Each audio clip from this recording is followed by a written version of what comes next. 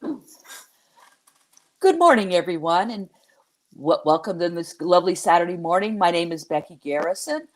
I'm a writer here based in Portland, Oregon, and we're here to talk to you today about the rise of secular communities. So this isn't just me talking. Feel free to add any kind of comment into the comment section. I will be answering questions as I go along. If for some reason you happen to miss me, you just thought of something afterwards, or you just didn't quite get that question answered, feel free to go to my website, beckygarrison.com. I'm more than happy to answer any questions that come up. And first off, the question is, how did I even get interested in writing this? Well, in 1994, I began writing and sold my first article to the Wittenberg Door. That, at the time, was the nation's oldest, largest, and only religious satire magazine.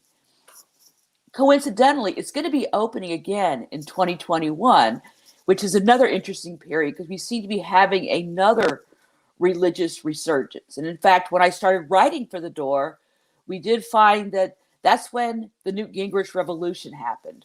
And once again, a partisan faith-based that we thought had been gone down in the 80s, it reemerged. But by the time I had left the Door, it closed a little bit in 2008.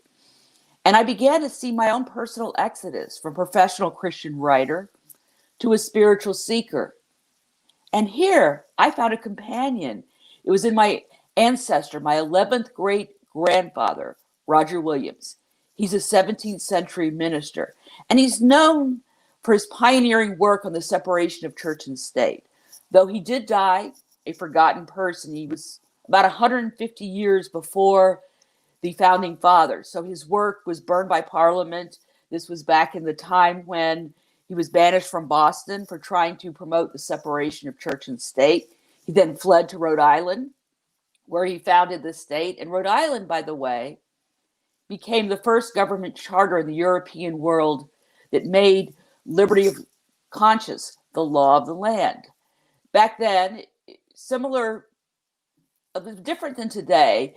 For example, in the Massachusetts Bay Colony, where he was banished, if you did not worship the way that they said you needed to worship according to their beliefs, you were banished, as my ancestor Roger Williams was, or killed, as in the case of Mary Dyer. And here, Roger was very much ahead of his time. He was a lone voice who said that everyone, including atheists, have the right to worship as they please. He was also one of the first Europeans to learn the native language and advocate that natives should be adequately compensated for their land. And I bring up that history because it kind of explains how he wasn't just your typical Puritan minister. And eventually, he left the church to become a spiritual seeker. And I found myself doing that same way as my ancestor. We both write a lot about the separation of church and state, and then we both left the institutional church. And in this departure, though, I noticed I wasn't a lone wolf. He was all by himself. But here, I was with a very growing group of people, and they're called the nuns. Now, nuns, I mean Nones, not NUNS. So it's not the people in the habit, though they did get out of the habit of going to church, as it were, to use a very bad pun. And the reason why they're called nuns is that's how they identify themselves when they're asked their religious preference on a survey. Now, for some of these people, some of them never had religion as a factor in their lives. And it's been for well over a decade, over half of Americans were raised and came into adulthood without religion being any part of their lives. It's not to say that they weren't practicing good and doing social good. They just were not connected to any church, synagogue, mosque, no institutional religion. Now, for others, they might have been very active in their church. In fact, they might have even been pastors. But now they're done. They're done with organized religion. And it's gotten to the point where, according to a very reliable survey source, Public Religion Research Institute, white Christians now account for less than half of the adults in the United States. But you wouldn't know it based on the media. Look at these past elections. They keep focusing on the faith-based voters. Here's what the religious right is doing. Oh, look, here's a rise of the religious left. Here's evangelicals for Biden, and so forth and so on. However, for the past two elections, presidential elections, the largest religious voting bloc in the United States has in fact been the nuns. And of these nuns, it's not that they're none, that they're not doing anything. They're just doing it outside of a church. And in fact, 88% of them say they have absolutely no interest whatsoever in going to a church. But they are seeking community outside of an institutional structure. How do you make a difference? And you look back at previous social movements, such as the civil rights movement in the 1960s, where the church was very heavily involved. They also were very heavily involved in prohibition, so they can be on the left and the right. The church in the past did play a leading role in social movements. But today, look at who is leading these current movements. They are secular people or those who do not see themselves affiliated with a particular church. Now, in response, the church is trying to do their best with their marketing campaigns to try to attract a church. You know, if you build a better church, people will come. That seems to be their motto that they're saying. You know, let's put up these really cool hipster services with Coldplay and candles. We'll bring in Justin Bieber. Look, I've got these NBA basketball stars. I've got this lovely tattooed theologian, hipster pastor in charge, and all these lovely marketing blitz. But the reality is that it's like a pop star. It's a one-hit wonder. The buzz just fades very, very quickly. People go on, look for the next shiny thing. Church is a form of entertainment. Let's go to church today. Now we'll go to a concert again. But the reality is, for those who have left, they're not coming back. They're finished. They're done. And here's something with Brad Sargent, aka Futurist Guy, has done a lot of really good research on the topic of church and communities and where people might be going. And here's something that he had to say about that from my book, Roger Williams' Little Book of Virtues. One second. The nuns and duns have moved towards creating sustainable and creative changes, starting at the grassroots level. They are seeking to reconnect the parts of humanity that have fragmented by joining together the analytic, mental, and physical parts of ourselves with our intuitive, emotional, and soul spirit sides. They are creating, reconnecting place-based meetings designed to search for transcendent meaning and real sustainable solutions. So as Brad is noting, they're really not doing anything. I mean, they are doing a lot. They just are not doing it in the context of a church. And where I've been noticing this most clearly was in my trips to the Pacific Northwest. I first came here in 2008 and then eventually moved here in 2014. And what's unique here compared to other parts of the country, this area has always had a very strong secular bent. You don't find large gatherings of professional atheists or Christian groups on a regular basis. Rather, people connect through nature to that which is outside of ourselves and which will connect us to our global humanity. And what I noticed in this trend of nuns and duns is they were forming what I term secular spiritual communities.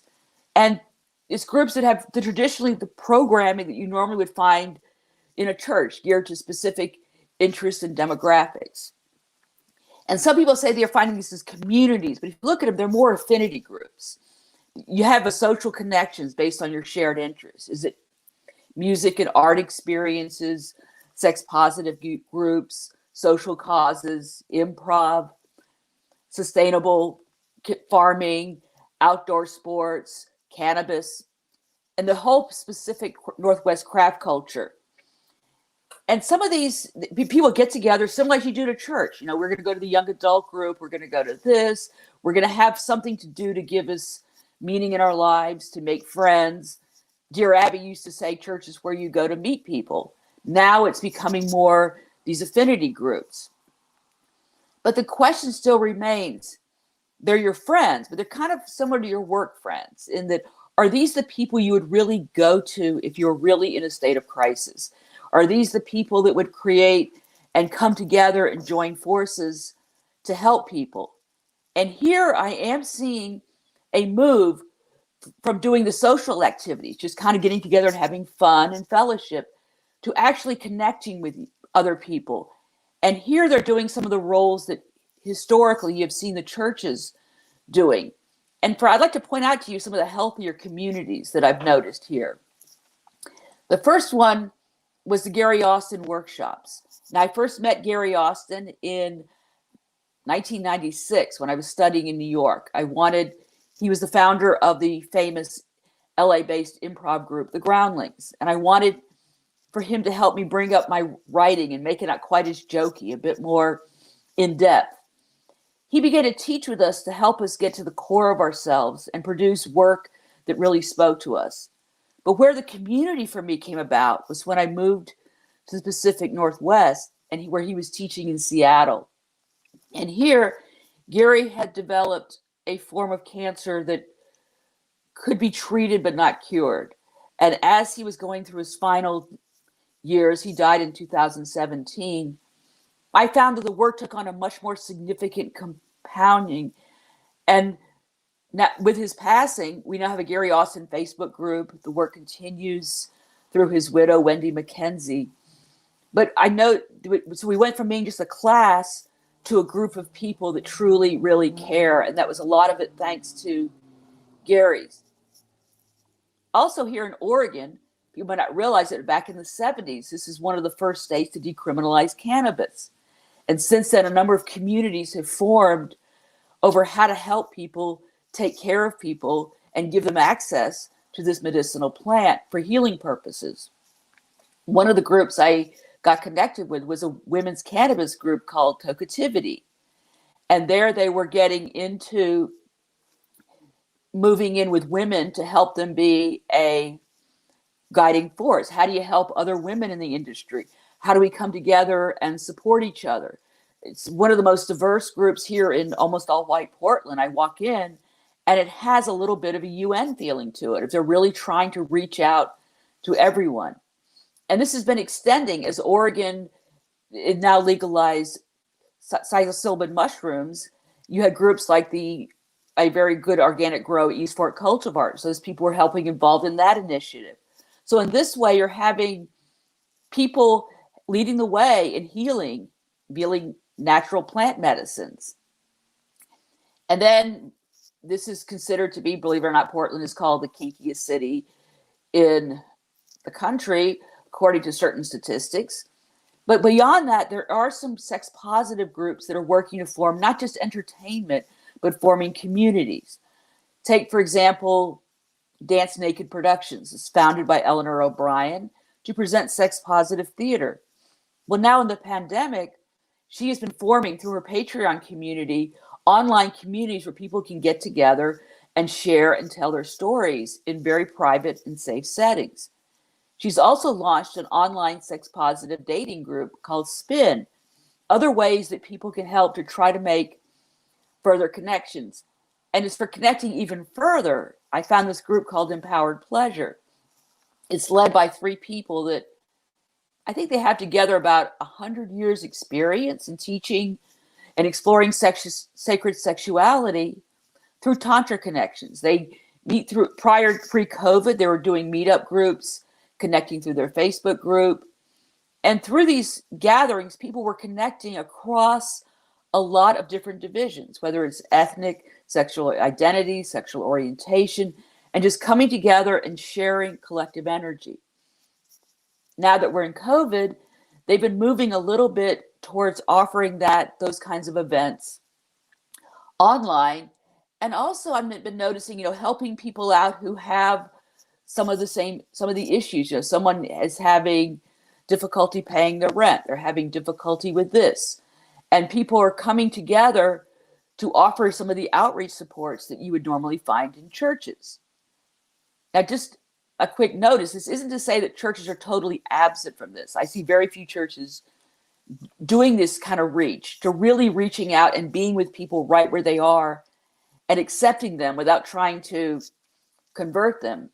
But there are some churches, for example, here I got familiar with a church called Beloved PDX. It's founded by the Reverend Karen Ward, who prior to this founded Church of the Apostles, another community with a very strong emphasis on bringing together with the arts, establishing a social justice fund, and working to reach those for whom church is just not part of their vocabulary. But yet they want to remain connected. Now, she's assisted in this with Todd and Angie Fatal, who were prior to that were involved in a ministry called The Bridge that did a very excellent outreach to street kids. And that particular church was founded by Deborah and Ken Lloyd, who were some of the pioneers here as far as doing outreach to street kids, to the homeless, but doing so in a very connected way. I mean, Ken would call the oh,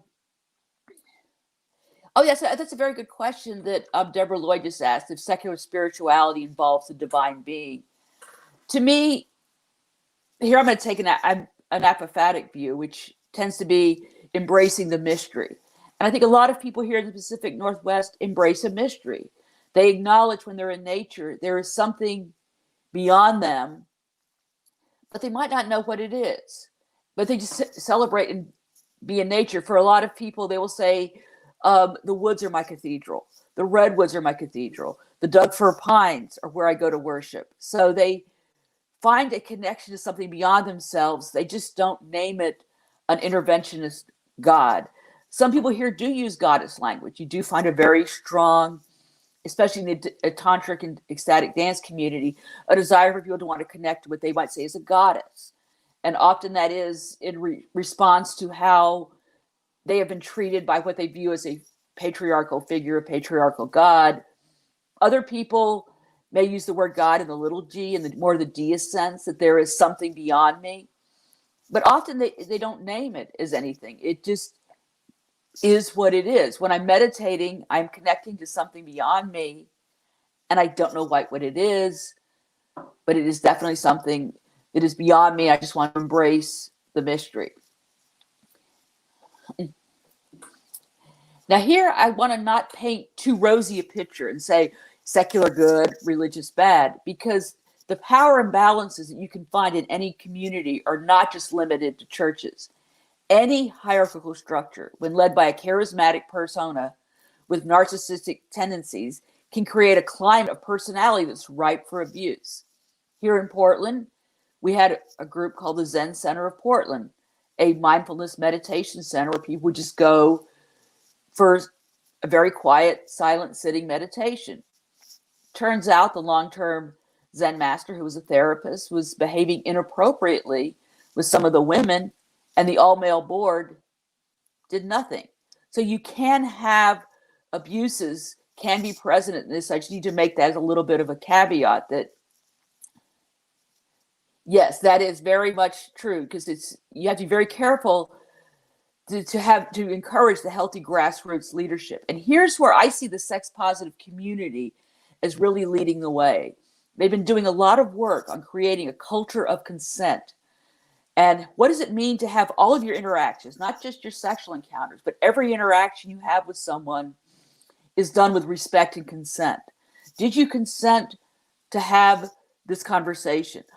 And to avoid those kind of situations, the church cannot really address this due to their history around human sexuality. The church, even in the most progressive churches that accept gay and lesbian clergy, they're still sometimes struggling with the issue of trans rights. They definitely do not have a handle on alternative lifestyles for people that wish to remain open or in polyamorous relationships. But yet the sex positive community, because there isn't that centuries of baggage, is in a very good position where they can address this history. Because what I'm finding here, though, among the people that I meet, is the more I connect with spiritual atheists, agnostics, and those who left the church, the more I realize we do think for ourselves. And that's why sometimes herding cats is what it's like to try to get these get secular groups together to do anything. So the nuns may be the largest voting bloc, but to get them to agree on anything, like you can even get liberal Christians to say, let's fight for evangelicals for Biden. You can't get secular people together like this, which remains an interesting obstacle. But I do notice that when I start talking to people, we're all speaking in the same language that connects us via our shared humanity. And the focus I see with these groups is focusing on what do we have in common. And by connecting with what we have in common, I'm seeing is starting to ignite sparks. I mean, that's where you're seeing a good example of that would be the Parkland kids. They're getting together to try to start certain movements. You're finding movements for climate change, finding movements among kids who want to try to make a difference. They're interested in trying to see something. And concurrent, what I'm going to be doing for this on my end is the door is not going to be reopening, as I said. It's the start of the door's 50th anniversary. And I thought I was done writing about the separation of church and state. But then these past 4 years have made me realize that the religious right is by no means dead. And the religious left keeps trying to build up like we're going to have this movement. There just isn't the numbers there on the left. They're pretty much, the fat lady hasn't sung yet, to use a very bad and well-worn cliche, but it's starting to die. It just hasn't realized it's dead yet. And I also want to continue.